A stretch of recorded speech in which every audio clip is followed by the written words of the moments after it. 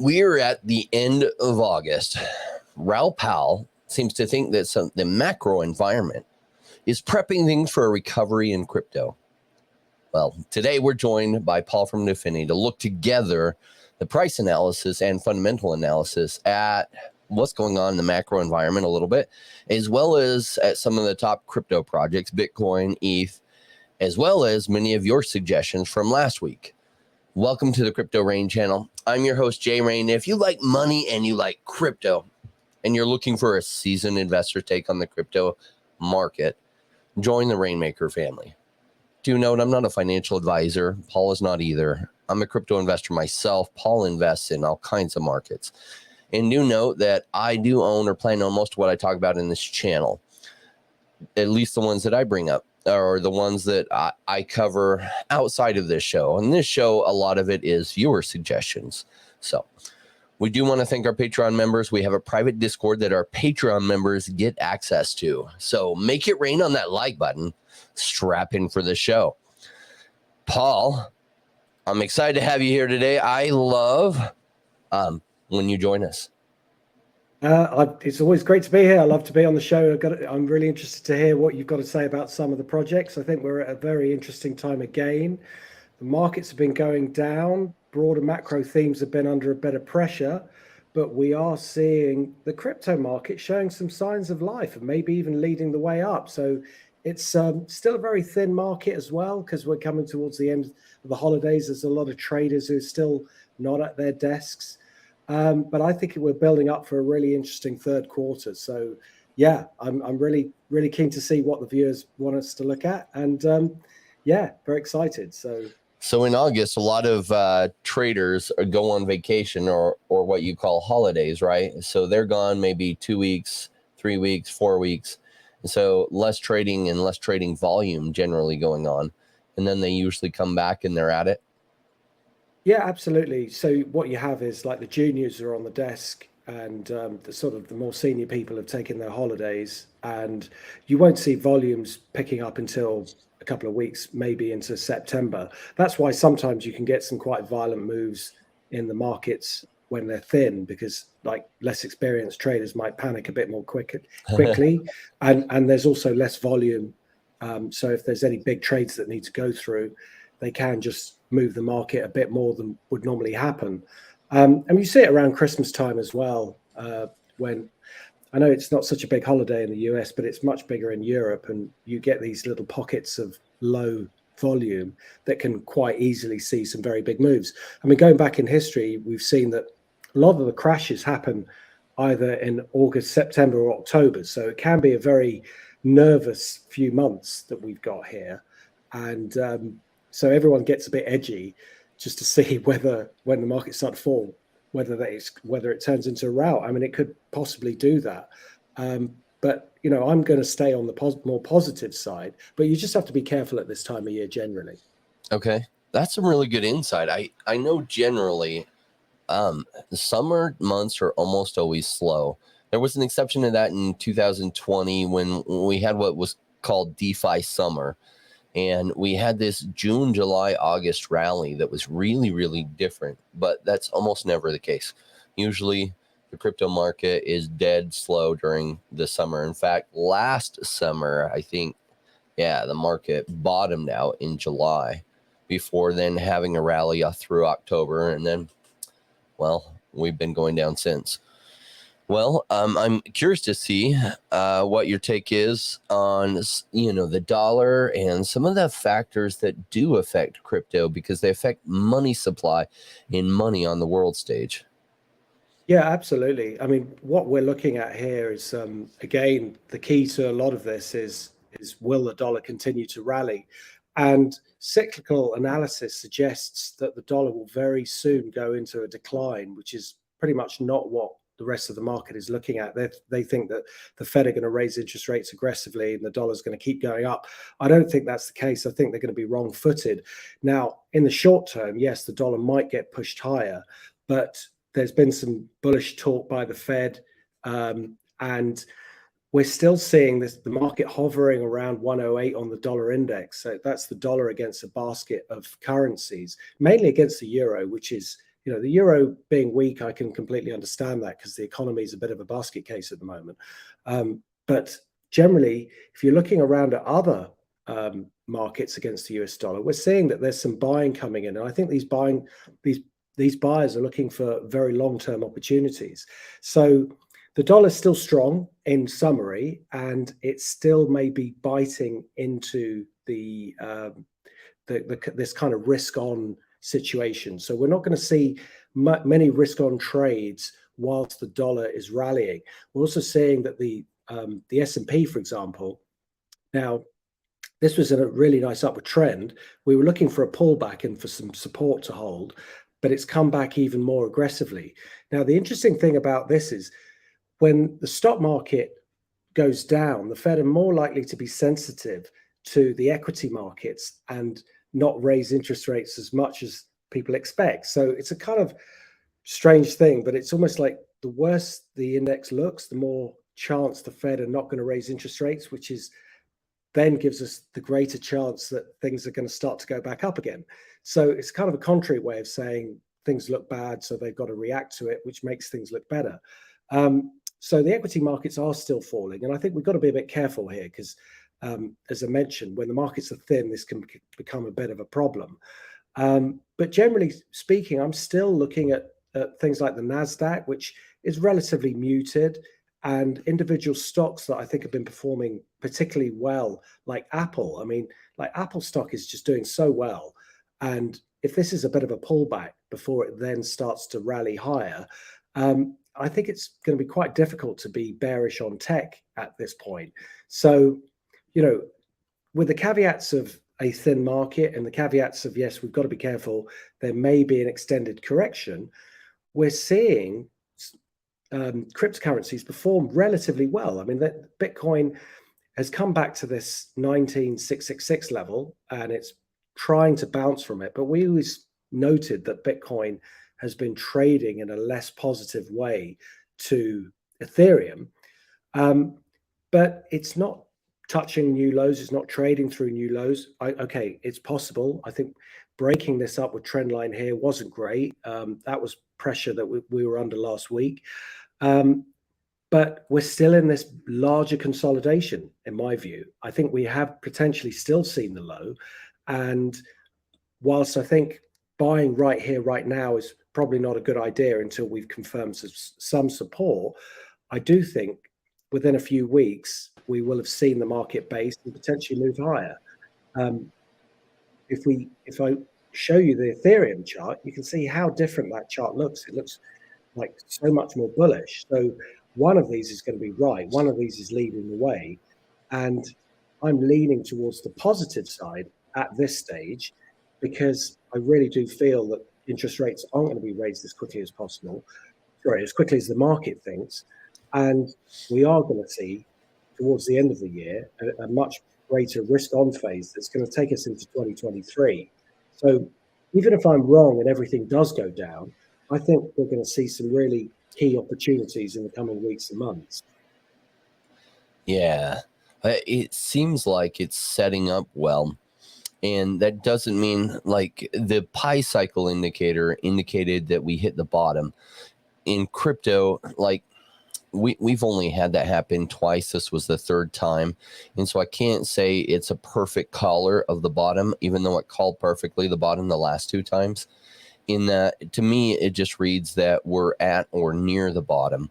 And it seems like we probably have a little bit more pain, but I think things are setting up well for money to come back into the crypto market.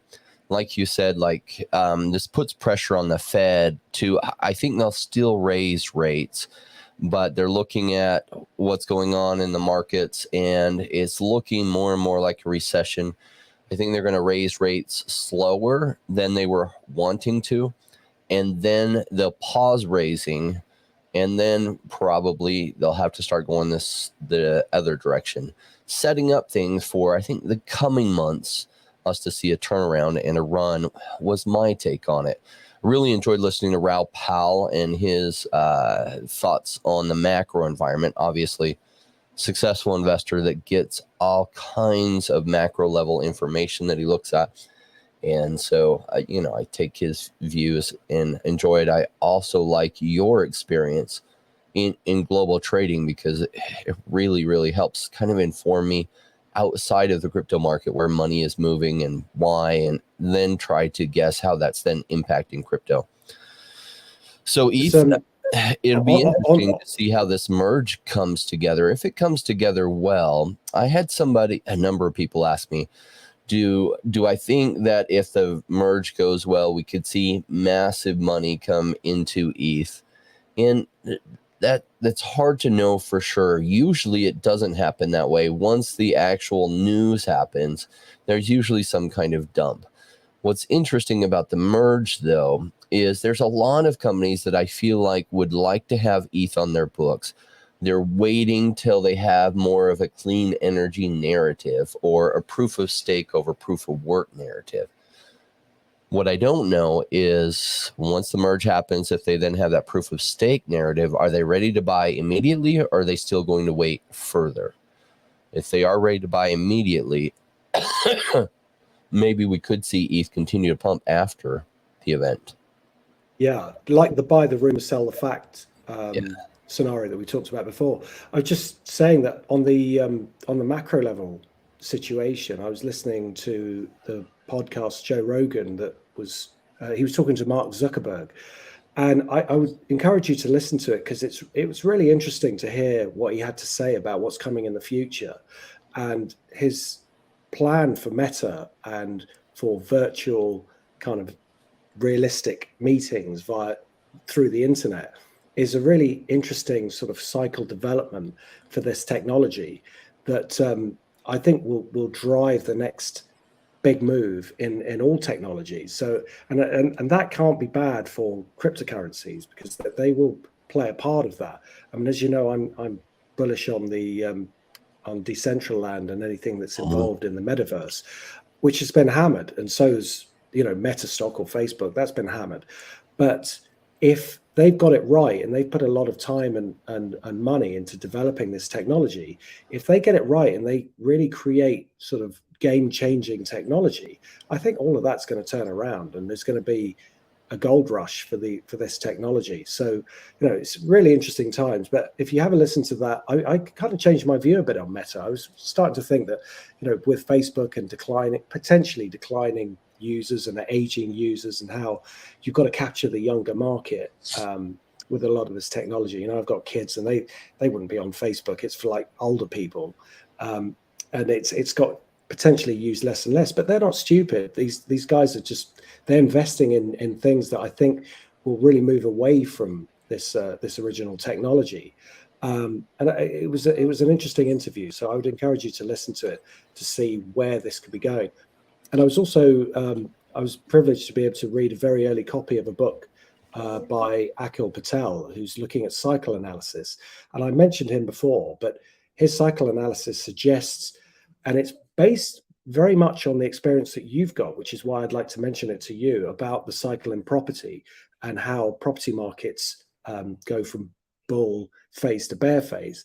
And he's very much looking for a development in technology that happens around now and takes us over the next few years. And so he's done some amazing analysis. So when the book is released, I can give you more details. But yeah, it's fascinating to see how things are synchronizing.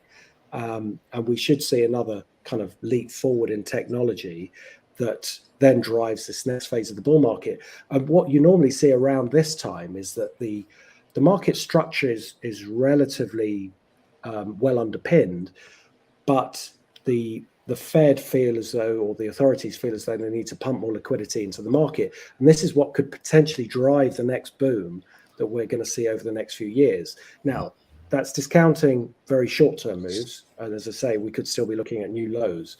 But I think looking further out, it's cyclically looking really interesting. So it's sometimes difficult to remain bullish when everything's moving down in this way. But I think there's some really encouraging long-term signs. And I think, like you've said on some of the other shows, you've got to stay there and be there through the kind of retracement phases in order to be there when the markets are moving aggressively higher. Yeah, and the hardest time to buy is buying when it's boring, the market's boring this way. And it only seems boring because prices go down and there's not a lot of hype. Like Bitcoin searches are down across the world, ETH searches are down, and so there's not a lot of money moving in, which is the most interesting time to be buying, because the principle for making great money is buying a lot lower than you sell.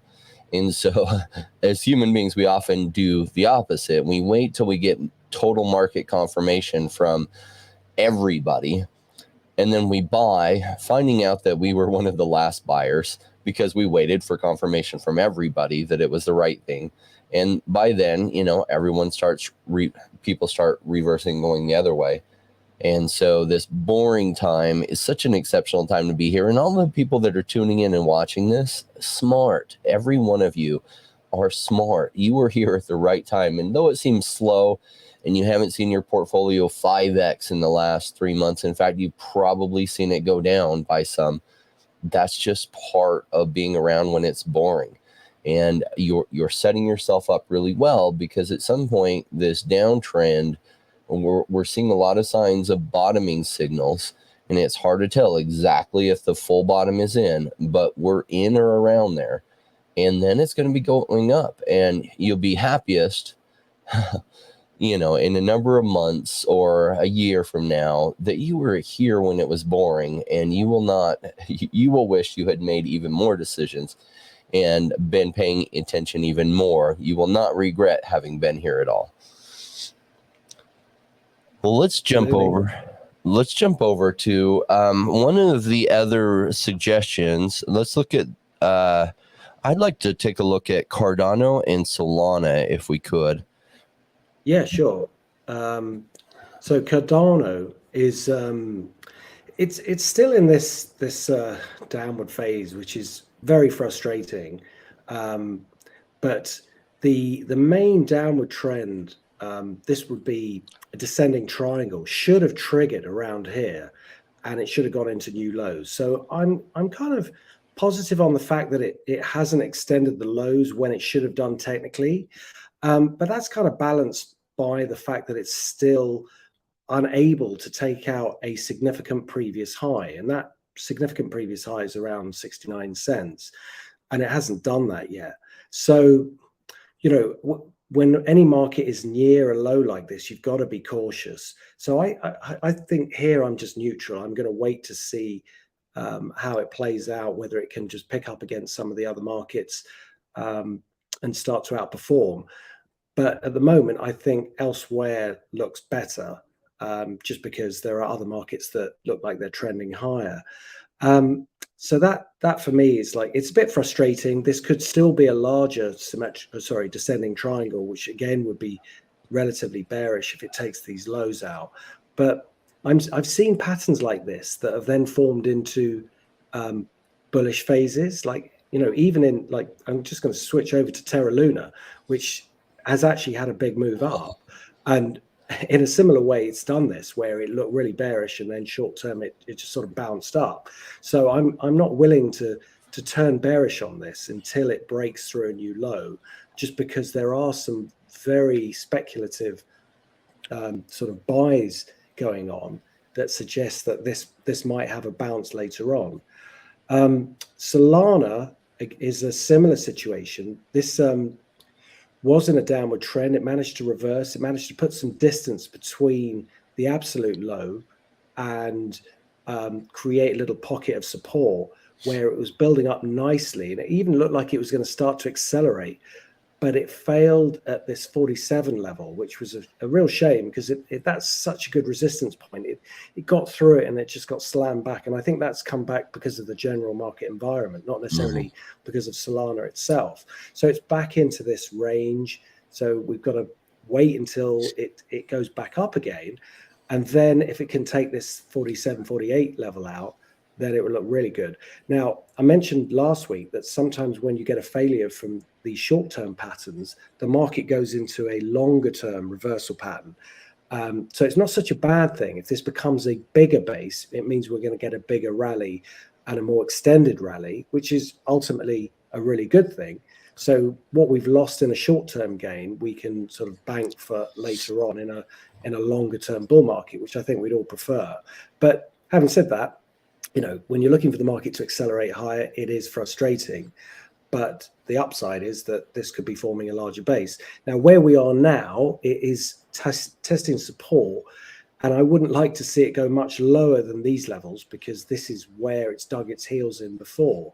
So fresh selling below sort of 30 would not be a good sign. And I'd have to even be a bit concerned the market's going for that ultimate low. But I'm hoping that the risk on scenario will come back very soon, and that will turn everything upwards, and we won't need to be looking at these lows before it starts turning up. Yeah, and for those that are newer, risk on scenario means that a lot of the money managers start putting the money into risky investments. So risk off means that they're holding in cash and other things, and risk on means, okay, they're starting to deploy them in riskier assets again, like absolutely, or stocks or equities. Yeah, cool. Yeah. If we think about the market as like this collective, because it all boils down to like the summation of everybody's bulls versus bears, and then you end up with a kind of net either positive or negative. And so in the end, is what's left, is everybody really defensive and they want to just keep hold of their money and they don't want to lose it, so they stick it in the bank and they do nothing with it? Or are they in a position where they want to take risk, they want to make money, so they're willing to sort of risk what money they've got and borrow even more? And the key is to borrow more. Most of the speculation comes from borrowing, which is why borrowing costs are so important. If borrowing costs go up, then those speculative trades get pulled back. And it's a bit beyond the scope of what we're talking about week to week, but one of the ways of gaining finance is to look at countries that have very low interest rates and their currency is declining. And so one of those countries is Japan, where the yen is declining very aggressively and interest rates are low. So you get paid to actually borrow money in yen and put it into the market, where if you imagine if you borrow it like a 0.25% and you get 3% on Brazilian bonds or 5% on Brazilian bonds, how much of that do you want to do? Probably quite a lot. So this is what drives international money flow and can have a very big influence on the market. So that's why we look at risk on and risk off in terms of currencies and in terms of interest rates. Yeah, makes great sense. Why don't we look at next Wanchain? Yeah, sure. So Wanchain, I think, was we looked at it last week, didn't we? And it was in a consolidation, and I think it still is in this consolidation. Mm-hmm. It's rallied from a good point. I wouldn't want to see it going much below the bottom of this range. But ultimately, I still need it to get through this 25 cents level for it to confirm a trend. So all of this to me looks like a base. Let me just switch it over to a daily chart, because I was just looking at a short-term chart. Now, we could be looking at a more broader inverse head and shoulders. This is the left shoulder. This area here is the head. This is the right shoulder, but we would need it to go up fairly quickly now to confirm this. Now we've got a low here, a good support point here, which is above this previous low at 17, and it's above the left shoulder low again, which is around 17. So there's some good support currently where it is, but it would look very nice if it can rally now. And then the big icing on the cake takeout level would be this 25 cents level. And then that would set us up for a break of this trend line. So it's still got to do a few steps before we can turn mega bullish, but it's performing okay. As long as it can hold in there, I would say that's definitely worth watching. Yeah, awesome. I love Wanchain, and I did reach out to them today to see if we could have one of their top people on again this coming month, just to keep an eye on them. They haven't really exploded in a long time, and I feel like their tech has continued to develop. And so I think at some point they will. I mean, they did go all the way to $2 in, like 60 cents or something at the high. And that was cool. And we're a long ways from there. But I feel like how good their tech is deserves even higher than this. Very biased towards them. I've been a longtime fan. They also, we worked out a strategic relationship, and we're able to give away some Wanchain every Friday when we do live streams. So I try to be unbiased. I did like them long before we worked out the strategic relationship. Let's take a look at one that I haven't looked at in quite a while. It's called Scotty Beam. And I think it's... Yeah, Scotty is the signal on that. Scotty Beam. Let's have a look. Right. Is that doesn't look like that's up to date. Scotty Beam. Let's try this one. It also stopped tracking. Yeah. This is. Let's have a look. So the first choice here, it's that's definitely not up to date. So second one isn't either. So I'd have to find it somewhere else. It stopped updating from the 13th of August for some reason. I can have a look at CoinGecko and see if we can get something from that. But I have a feeling that if we do that, the chart won't be as clear as we'd like, but at least we'll get an idea. So Scotty Beam, here we go. So it finds it straight away. And let's get the max and a logarithmic chart. Wow, I mean, look at this. This has had a rally, hasn't it? So it's bouncing up here. Something's definitely happened, which must be why it's being asked about. Let's just put that back on the logarithmic chart.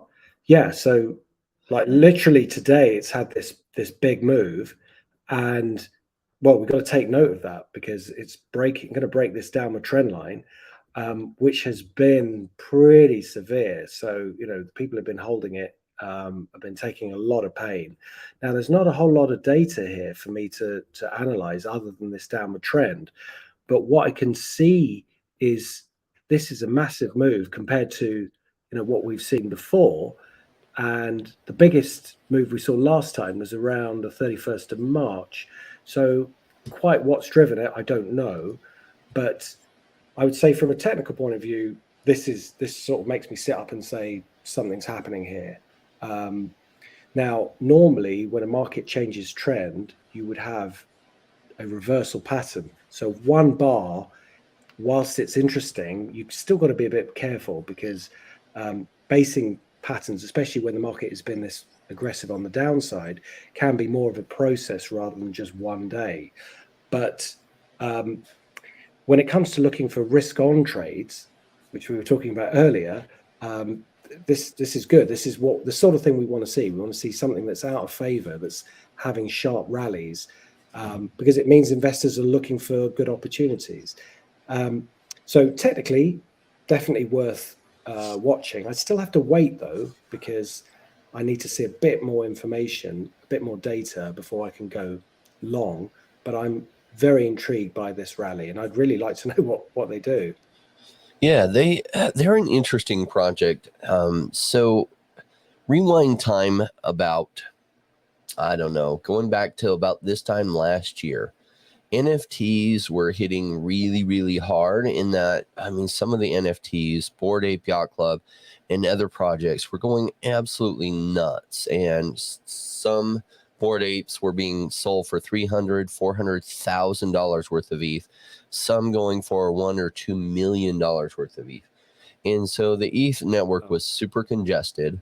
The problem is most of the good NFT projects were on ETH, but ETH transaction fees were often anywhere between $80 to $120 worth of ETH just to transact something on the ETH network. Scotty Beam came out in that time period, and the ability to teleport NFTs without losing their utility. So they could send them from ETH to Polygon, or teleport them as they call it, or they could send them to the Binance Smart Chain, allowing you to have the same NFT. Now, there had been different ways to wrap it before. The problem that created some like nested looping problems that eventually you had to pay some really expensive fees to unwind a lot of that. And so they had a different solution to that. They since have also become an initial NFT offering kind of launchpad for NFTs. So if you stake some of their tokens, you can get lottery tickets towards getting whitelisted for some of the projects that are listed. Now, right now, NFTs aren't doing super hot numbers either. And so this has been out of sight, out of mind. At the same time, I imagine their pre-sale tokens have been vesting to their pre-sale investors, and that drives token prices to just fall. And eventually what you see is bottoming. And then often you'll see a correction. Now, I don't know what the initial DEX offering price was of Scotty Beam, but we can see that the market cap's only at 340,000. The fully diluted market cap at $1 million, 0.13 cents. If we looked at Scotty Beam IDO price, we might be able to get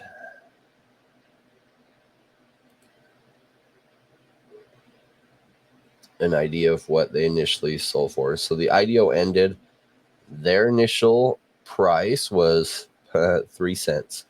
So they are way below that. Seed rounds price was 0.15 cents. So the current price is way below even the seed round price.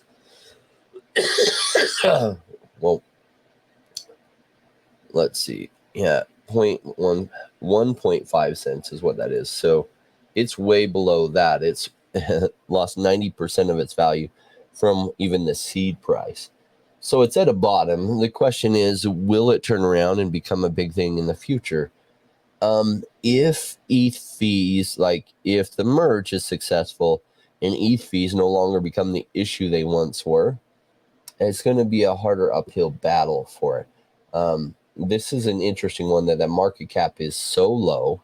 So your risk of it just failing from here is somewhat high. But because the market cap's so low, if it does pull it out and do well and say another bull run, the upside could be huge. For me, I have some of this and I'm just sitting on it. Of course, it's upside down massively, and that's okay. So personally, I'm not buying more. For me, it's just a wait, but I'm not selling what I have either, especially not now that it's showing possibly some bottoming signals. Hey. Cool. Let's take a look over at UOS or Ultra. Okay, so let's try this one. That is, yeah, so that's up to date.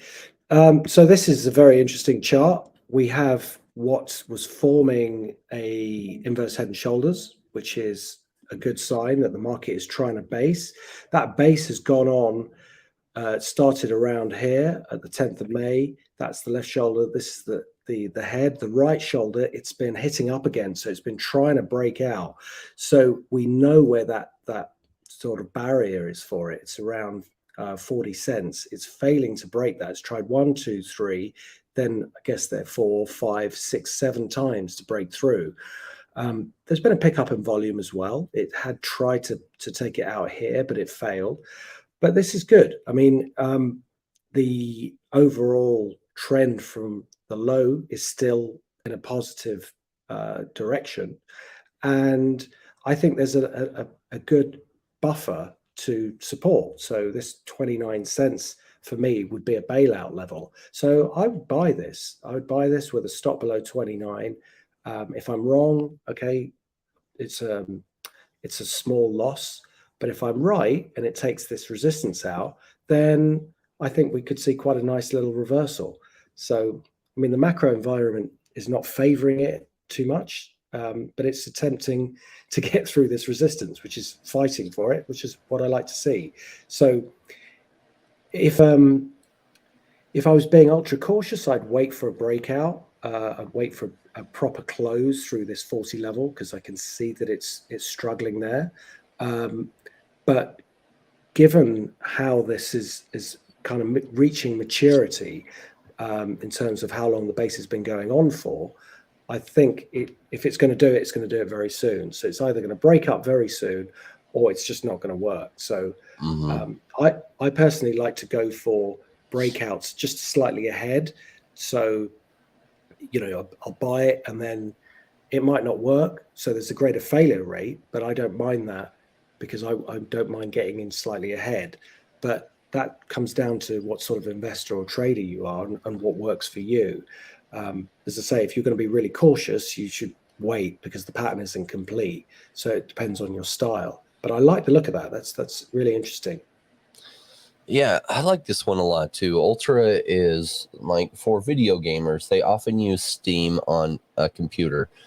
And Steam acts as a way that a lot of they log into Steam, and they have like maybe 2-factor authentication, whatever. And so once they get into Steam, they have a lot of the games that they bought inside of Steam, and they get offered games and discounts through Steam itself. So it acts kind of like a publisher or a clearinghouse to bring new games to people, and they only have to worry about the one login into their Steam account, because then that works with all the other games. And so if they go to a different computer, all they have to do is log into their Steam account. They can then download the games, and it kind of maintains that access. So Ultra is like a decentralized version of that. Now, if Steam were running full steam ahead into the blockchain and embracing blockchain gaming, it would leave little avenue for Ultra to really take off, because there would be an 800-pound gorilla already owning that space. Steam, for whatever reason, has gone the opposite way and decided against NFTs, and any games involving NFTs are a bad thing, which I think is a detrimental choice to their future. And it's opening the doors wide open to Ultra over time. Let me share some things I like about Ultra and at this price. On the grand scheme of things, the price has been as cheap as 3 cents. It's currently all the way down at 35 cents. So about 11x from where it was in the last bear market. But it's also way down from the 240 it hit last November. And so I like this setup a lot. Now, this isn't on a logarithmic scale. This is on just looking at the actual price charts, but I think it's setting itself up pretty well. For me, this is also a buy.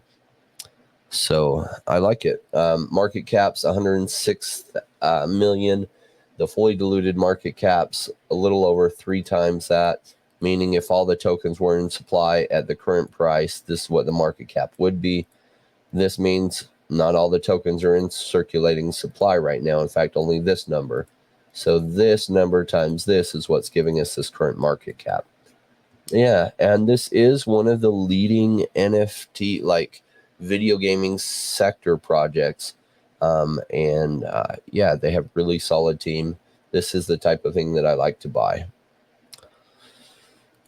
All right, let's take a look over at Acala. This is one of our suggestions from a longtime listener. Want us to take a look at Acala. That's ACA is the ticker symbol. Yeah. So it looks like it's changed at some point, because Acala US dollar on here does not show as being up to date. Let me just. Oh, actually, yes, it does. Sorry. Yeah, my mistake. It is actually up to date. Yeah, unfortunately, this one's a wait. In terms of technical price action, here's a great example: descending triangle, breaking through the low. This is what I was talking about Cardano, how it hasn't done this breakout. So just referring back to why I was saying it was interesting that it hadn't gone through, because normally this is a clear technical pattern. I know it's completed, but I just want to explain what I was looking at there. This basing price action here would have been pretty good. So if we were looking at around sort of beginning of August, I would have been bullish on it, because it broken out from a high from the 22nd of July. But we can see there's also a lot of resistance here that needs to get through, and it didn't manage to do that. It's kind of hit it, and then it's turned around and come back pretty aggressively, which is why I have my parachute levels that get me out in case it does something like this. Now, with the market trading into effectively all-time lows, if it is indeed, it's definitely on this chart an all-time low, I have to be very, very cautious and say I wouldn't buy it here. So for me, it's definitely a wait. It's possibly a sell, because it's still going down. So we need, at the very least, to see it recover this 21 cents level before we can think about buying it. And ultimately, it really does need to get through this failure point at 36 cents before I can get excited about its long-term prospects. Yeah, its price looks like it's going to get savaged more before it gets better. And it just likely gets savaged more. Now, Acala is one of the, I guess, more attractive projects within the Polkadot ecosystem. The Polkadot ecosystem has continued to not do very well. And so, yeah, that price is still very concerning to me. Let's look at some numbers on CoinMarketCap. So I do like that the market cap is getting below 100 million. Though look at this price action with the lower low. That's what really has me concerned. I don't think I have any of this at present. If I did, if I just had a little bit, I wouldn't sell. If I was going to buy, it would just be a tiny little nibble, because I'd say the likelihood that it gets cheaper is a lot. It is very high that the token price will get cheaper. And so they did win a parachain auction. That is a big deal in the Polkadot ecosystem. The Polkadot ecosystem has not yet been a big deal, not in a long time. That doesn't mean it won't be. When it does, Acala will come back into the limelight most likely. So I like to buy cheap so I can sell high. My only concern with Acala is not the strength of the project, but that the price action looks like it's going to get cheaper. And so for me, it's not a sell, though I'd be tempted to. If I did have some, it would be for sure a wait, though. And if I bought some just because I like it so much, it would literally be a nibble with just a fraction of what I'd like to put into it, just as like a placeholder in case I forget to buy some later when the price gets more attractive. So great suggestion by one of our viewers. I do like this project. Let's take a look at Bumper, and we have a lot of suggestions to look at this. I like this one. Let me share your screen. Yeah. So yeah, I think this is one where we need to go to another system so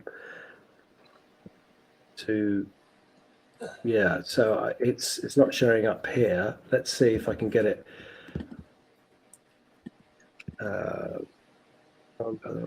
Let's try it. CoinGecko has it, but yeah, there's one of the challenges is the only marketplace you can currently trade it on is Uniswap, which will then puts it in a place that a lot of the charts won't go out and grab it. Yeah. So we're back to CoinGecko. So let's try. Sorry, it's just pulling the data in.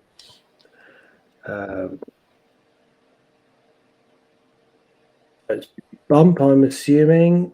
And yep, here we go. Let's just get the data in. It's just got to pull it in.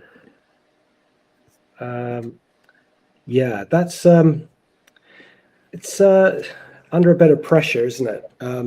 Again, we had this kind of reversal, which would have looked pretty good up to about the 15th of August, but I don't like the look of this big gap down and the way it's trading again close to its all-time low.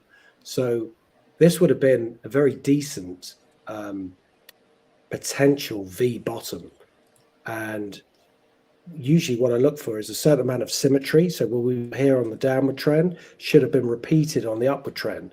So the first sign of that going wrong is this sharp drop here. Now, it's not completely a sell, because it's that the lows have started to decelerate. But I'd be extremely cautious. In fact, I'd be waiting for it to take this high out before I get in personally, because I would have seen this as a base, and this has been a basing trigger around this 7 cents level. So really, it's got to get through 6 or 7 cents before I can get excited about it again. So here it's more of a neutral zone. If this is an anomaly, it should turn around quickly. But I just don't like the way it's gapped down so aggressively. This is a very big move.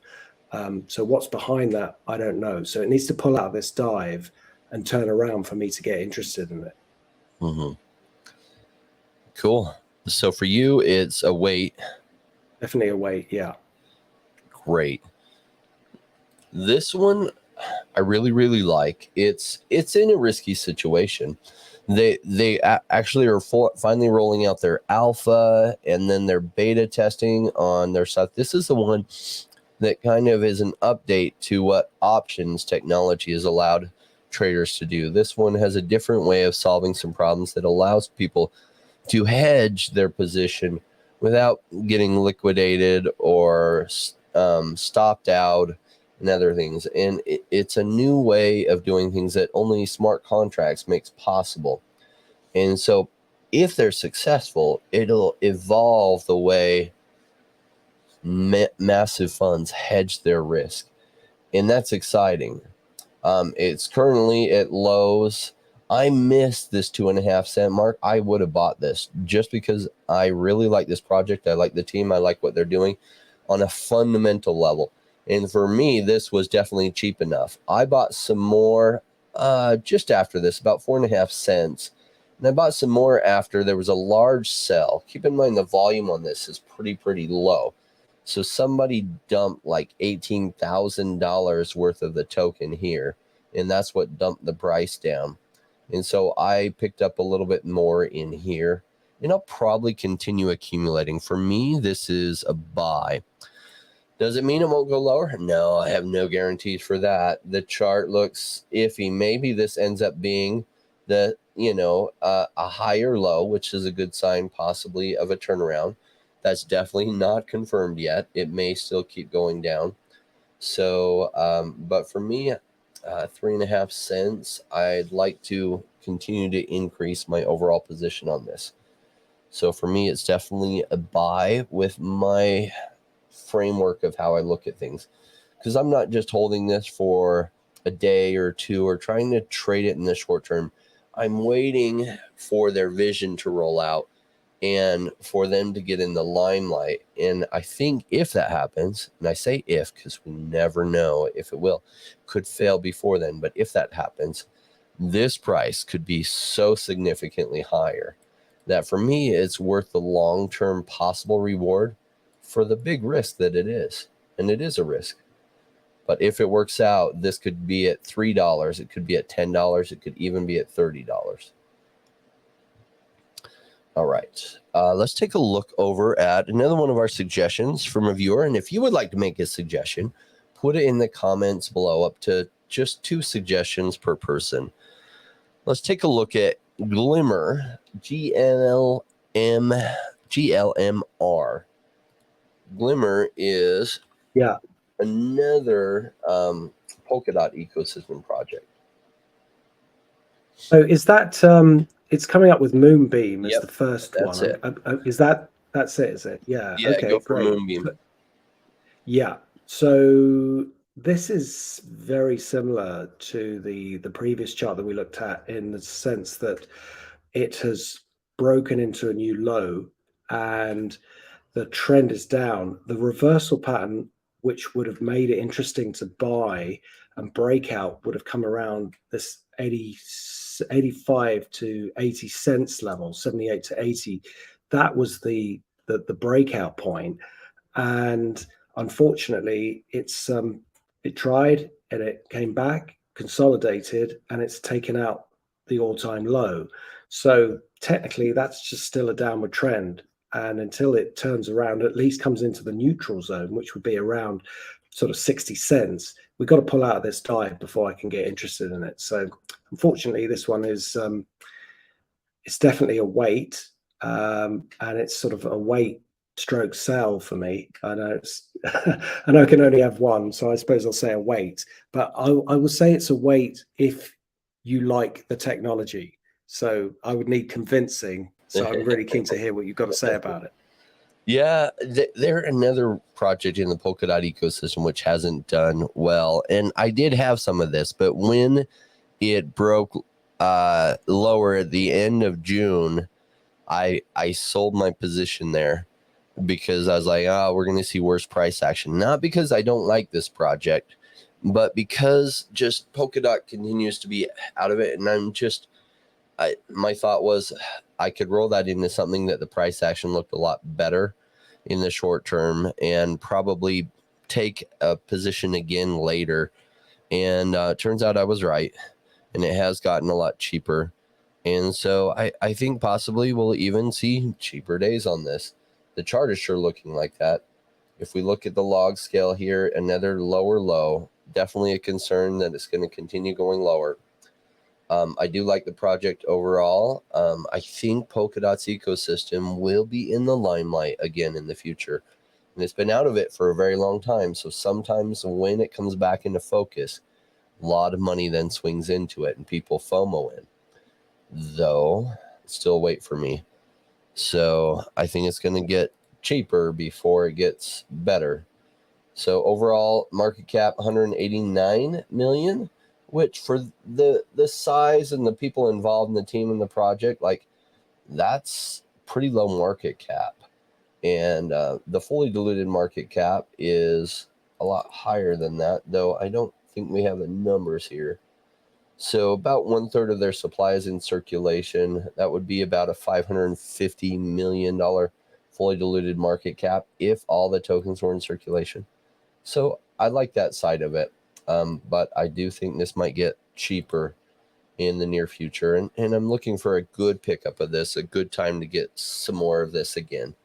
But now is not that time. Not for me anyway. Yeah. Let's take a look over at Netvrk. Netvrk's had some interesting, some disappointing news recently, and we'll see the price. It definitely affected the price. Right. So I think this is the correct one? No, Yeah. that's not. Yeah, that's not quite up to date though. It might be close enough that we can take a look at it. It hasn't. It's 24th of August. It's a few days. Let's just have a look another one and see if we can get a. Okay. I mean, let's try this one. Yeah, that looks like it's it. Yeah, it looks like we've so I did sort of recall the name. We can see how it was rallying up to this downward trend line that's automatically, well, drew it last time we looked at it, and it needed to break that for us to turn bullish, and it failed close to it. So, it's respecting the technicals, unfortunately. It's come back into this zone and taken out the low, which is really not a good sign, unfortunately. I think this is still in the sell area, especially given that it's taken out this low. For this to be wrong, we would want to see a sharp recovery back through this 33 cents level to show that it's, that the market's got it wrong and this whatever they're panicking about is quickly reversed. But if you look at how big this move here, this very sharp move down, when you see that, that shows capitulation, which means that people are bailing out pretty fast. If that's wrong, you would see quite quickly a reversal back up quite aggressively, like in a similar aggressive move. Because when the market changes its trend, the kind of nadir of it, the final phase of it is this sort of panic. But from the panic, you need a sharp recovery, a big bounce. And we haven't got that yet to confirm that this is a low. So you've got to be very careful here indeed. So for me, it's definitely a wait. And I would say I'd probably risk sort of getting out and then trying to buy it higher up, even if it's more expensive, for the sake of protecting capital. Yes, so definitely some drama happened here. I'm going to share a little bit of the fundamentals behind it. So there's some kind of dispute between Dan Kennedy, who is the CEO, and he claims that two of the other founders used investor funds to buy real world luxury home. Now, what's interesting is I don't know that he's claiming that they used investor funds. Well, to buy it, kind of. They showed in their proof of funds an account that had investor funds in it in order to secure a loan.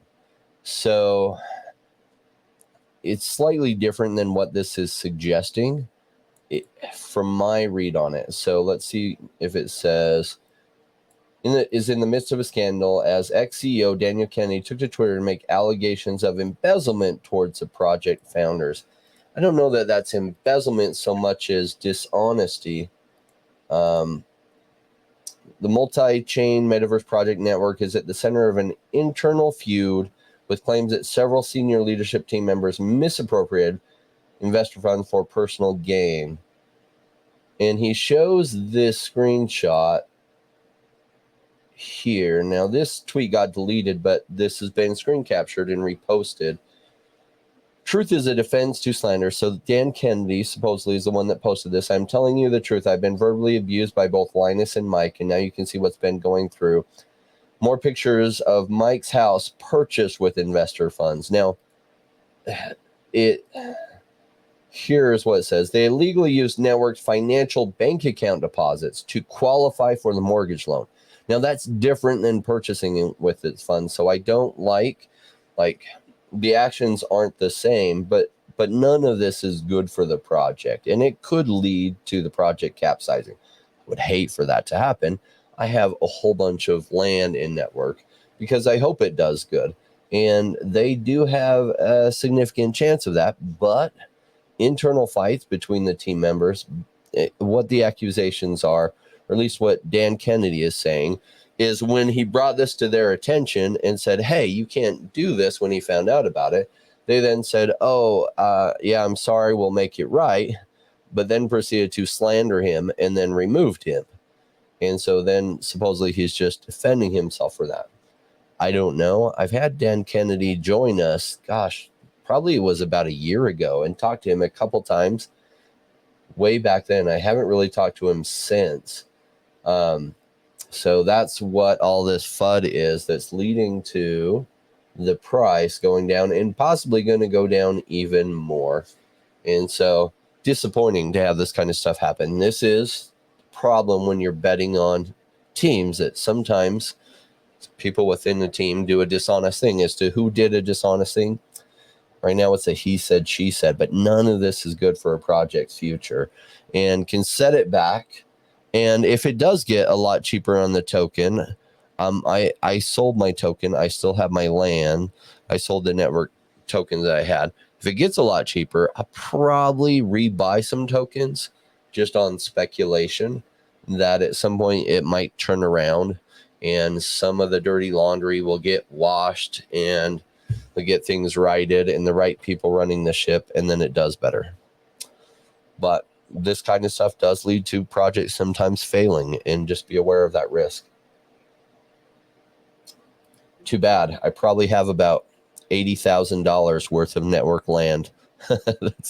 They're probably not worth $80,000 anymore. So, I'd like to see this one do well, but that's the sandbox we play in. Very high risk, high reward. Yeah, there's an element of this where sometimes the really bearish news that's coming out, like you say, it can go either way. But the fact that the dirty laundry is being aired in this way means that it's almost a binary thing. Either they're going to sort it all out and it will be a solid long-term project, or it will go the other way. So it's really difficult to tell. But they have a lot of good projects what I've liked about them is they've been partnering with, so they're not as big as Sandbox, which has a metaverse. They're not as big as Decentraland, but they have gone a model with higher graphics, and they've been going out to a lot of the B player NFT projects that have done pretty well, like Angry Apes Army, Crypto Walkers, and a lot of these ones that are doing games and other things within it. And they're partnering with all these B-level players, but B-level players sometimes become A-level players. At one point, Bored Ape Yacht Club was a B-level player before it became an A-level player. And so, and perhaps all of them together working in this new metaverse with these different games playable, that was a really good plan and strategy. I like that. I'm open to the whole thing going down in flames, and I always know that when I make investments, and I hope that's not what happens, and sometimes it does. Curious to see how this all plays out. I'm not going to sell the land I have at these lows. No, I'd rather just hold it with hopes that it turns around. Often it does, sometimes it doesn't. Cool. Let's take a look at. So thank you to who suggested that. That was a great one to look at. Very relevant. Let's take a look at ShopX. Okay, so that's split, isn't it? If I remember correctly, which I think we may have to look at. It's also called split. Yeah. Yeah. Yeah. It's not quite showing up. Let's have a look. Let's try this. Okay.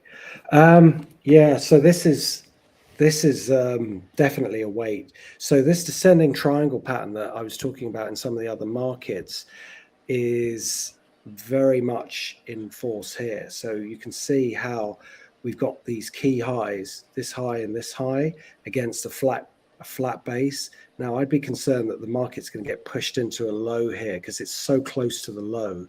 And if that happens, there'll be some capitulation of investors sort of just bailing out because they're seeing the market trade into new lows. So it automatically hits stops.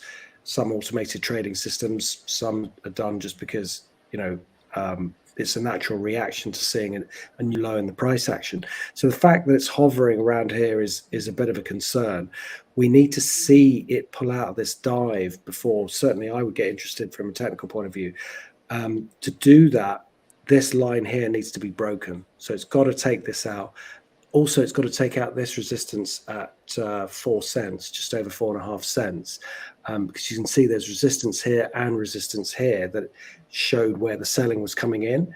So if we can take that out, I'd be interested in potentially buying it. I'd have to consider what the chart looks like at those points. But right here, I think you've just got to be extremely careful because it's hovering so close to these lows and the highs are getting lower as well. So it's not a good sign for this. I hope this turns around quickly. Yeah. I hold a lot of this. My dollar cost average price on this is probably around 14 or 15 cents. So it's not an exciting place to be on the price where it's at now. It's not exciting at all. This is sometimes what happens during a bear market. When I buy when it's boring, the price goes down even further. Now, looking at where the price is right now, so ShopX's price is 2.7 cents. We're looking at what the IDO price was. So the private round sold at 2.5 cents. Now, the seed round still sold cheaper at 1.5 cents. So it is right close to IDO prices. In fact, it's above or below IDO prices, which were 4.2 cents. And you're right in around where the private investors got. And so often this will be a low, but like Paul was showing, we're right near that low. It could break through and go even lower. For me, this is just a wait. I have a bunch. I'm tempted to nibble a little bit, but I have just to bring my dollar cost average price down even farther. And maybe this ends up being the bottom. If it holds this support, that's a really good sign. Realizing it could break through and go down. I'm not selling what I have. I'm just patiently waiting for it to turn around. And if money comes in the market and the whole market picks up, likely this will be part of it. A quick way to talk about this project, just think of a decentralized Shopify, right? So in some ways, that's the easiest way to say it. It's slightly different than that. You can definitely research more if you go to CoinGecko and then click on their website. You can look at their socials and other things, see what's going on, give you a good following. They've only got 30,000 followers. That's not a whole lot, but yeah, when their project did come out right at the peak of the market last year, it did exceptionally well and went to almost $10 from, we were just seeing what the IDO price was. So it was like 4.5 cents. So those people made like incredible gains, and it's pulled back and erased all those gains. A lot of the tokens are already vested to the pre-sale investors and others. And so if this turns around, it's got a really good upside from here. So current market cap is 2.5 million. Fully diluted valuation is just under 14 million. So this has got savage pretty hard. I like this project for long term. I'm tempted to buy some more. I'm just going to say wait. If I had a lot more available funds right now, I would probably nibble a little bit and put a bit in. For you, Paul, it was definitely a wait, right? Yeah, definitely. Yeah. Cool. All right. Let's take a look over at GMS, which is GameStar Exchange. GMS. Okay. So GameStar, let's see.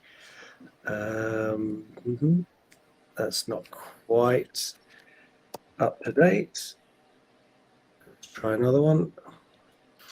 Could it be GMS token, given that's the first one? Maybe.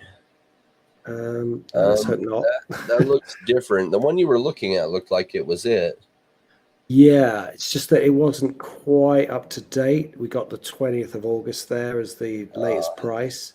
I'm looking at CoinGecko, and this is what it looks like. It's got this little bump where it started to take off, and then it's come right back down. Yeah, I'll jump into CoinGecko and see what we got going on. Right, so it's just going to take a moment to get the data in. Yeah, so this is, look, it's trying to base out here. We've got a very smooth downward trend. Not a whole lot of data, so from November to August, but the trend has been pretty conclusively down, apart from this period here where it was starting to base. We've got this big green candle, which, as I was saying before, you can't base a turnaround just on one piece of price action. You do need a bit more evidence before certainly turning a big ship like this around. It's come off very aggressively. It's back sitting on this support, which is, again, not a great sign, because if it's going to do that, it's most likely going to continue this downward trend, which is the most dominant part of the chart. So I think you've just got to be very careful here. I would say it's definitely a wait, verging on a sell, unless there's some really good reason to be sort of nibbling at it at these levels. Like if you think it's a particularly worthy technology, to be trying to pick some up for the long term. But I would suggest being very cautious. And my sort of turnaround level for this would be, well, there's a lot of zeros there, so I would just say it would, if it can close over this green candle, that for me would be a turnaround sign, where I'd get interested, or some sort of reversal pattern. But for the moment, I wouldn't be jumping in anytime soon. Yeah, I do have some of this, and my dollar cost average price is higher than the current price where it is now. I'm not buying more at these prices. I'm just waiting and seeing. When I feel like the bottom is in, I'll possibly make a little bit more of a purchase on it. All right. Yeah, I mean, Overall I can market see cap. when things are relatively cheap, inverted commas like this, I can see how it's tempting to put a small amount of capital, because if it does go up, you're going to make it quite a lot of money. But that's also sort of why it's priced where it is as well. So it's kind of a balance, really. Exactly. And let me share, like, the fully diluted market cap right now is at $1 million. And so, you know, when money comes in the market, it's not unheard of for a project like this, even if it, let's say it's not even eventually going to be successful. It's not unheard of for the market cap to go to 100 million or 200 million. And that's the market cap, not the fully diluted market cap.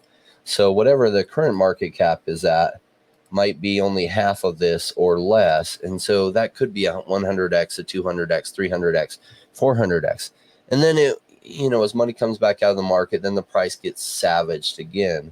And so that would be my bet on this, with a really small portion of my portfolio, very, very, like a fraction of 1%, just going in on something like this in case it does some really good numbers. But definitely it wouldn't be one of my major risks that I would take. Like, I would not throw in any big portion of my portfolio into a risk like this. All right, let's see. Did we have any other ones? I think that's pretty much Aioz it. was the last one. Oh, Aioz, yeah. covered that a few weeks back, but it's been a little while. Yeah, let's get that up. Right. Yeah, so it's Aioz Netvrk, or Yeah. yeah. Yep. Yeah. Right. So this is the up-to-date price. Yeah, this is again, this is it's been trying to rally. Look at this. I mean, it tried here, ran into this resistance at 12 cents. Very big resistance. What was going on there? Such a big bull move, and yet it couldn't stick. Came back down again to this consolidation zone from where it jumped in price, and it's still just kind of sitting here. So I'm relatively neutral. I don't like the fact that these highs are still getting lower. So if we take that this high, this high, this high, this high, all these highs are just pressing down. I want to see that pattern broken. That would tell me that longer term money is coming into the market. So if there's a good reason why these rallies are being sold into, then fair enough. But at the moment, it seems to be a fairly clear pattern, and it's pressuring it towards its low. So we're not far away from that either. So I've got to put my cautious hat on and just say that this is a wait. If it can get through this initial resistance line and possibly get through this trend line, by breaking through 12 cents, it would look interesting. That's where I would be buying it, because it would look like it's created a base. But until it does that, I've got to stay very cautious. Yeah, for me, I'd like to buy some more of this, and it's at a price that's attractive enough for me to buy some more. Market cap's all the way down to 38 million.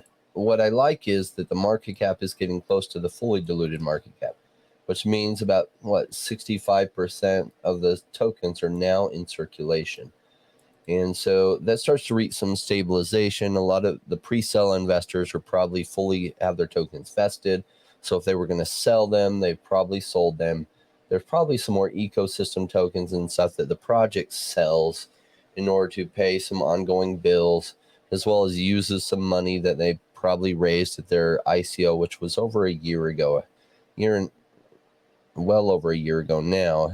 So it was early last year, and it has hit some pretty big highs. I don't think this fully reflects it. I think it hit as high as like $5, and now it's pulled back, 99% from there.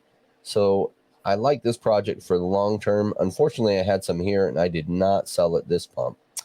If we had that magic crystal ball, that would have been a great time to exit the position and then pick up a bunch more down here. But even as investors, we're just playing with probabilities, and with hindsight, you're able to make the perfect call.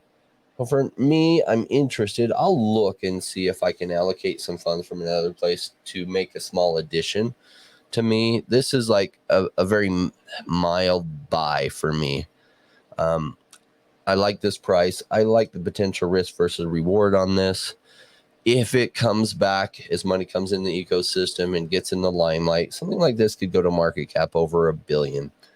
And right now it's like 1/33 of that. So that would be like a 33, 35x from here. If it hit a couple billion, it could be like a 50 to 60 or 70x. Will it happen? I don't know. Those are the risks that we take.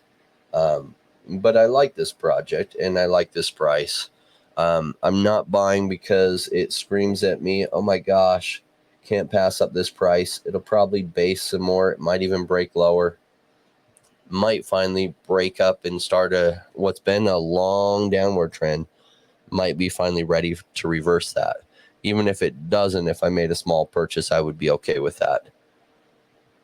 Because sometimes I forget about these projects until all of a sudden they're running hard and they're on all the big channels and BitBoy is covering them and the price is like 20x from the price that I could have bought a little nibble at. And by when I see that it's already gone 20x, I'm just like, nah, I've missed it.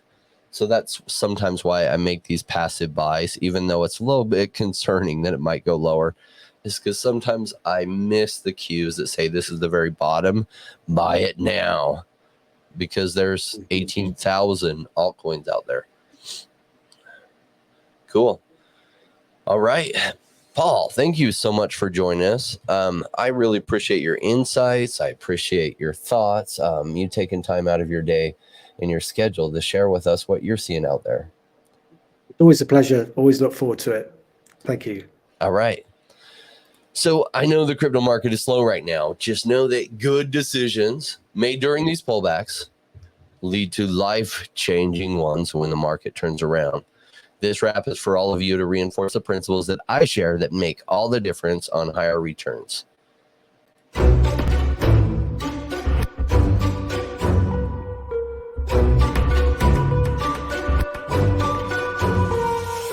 Came into the space chasing all of the gains, chasing the pumps and all of the hype trains. But like in life, shit right before you could. Was told to buy when it was pouring like a rainmaker should. I buy when it's down, don't chase the boats that I miss.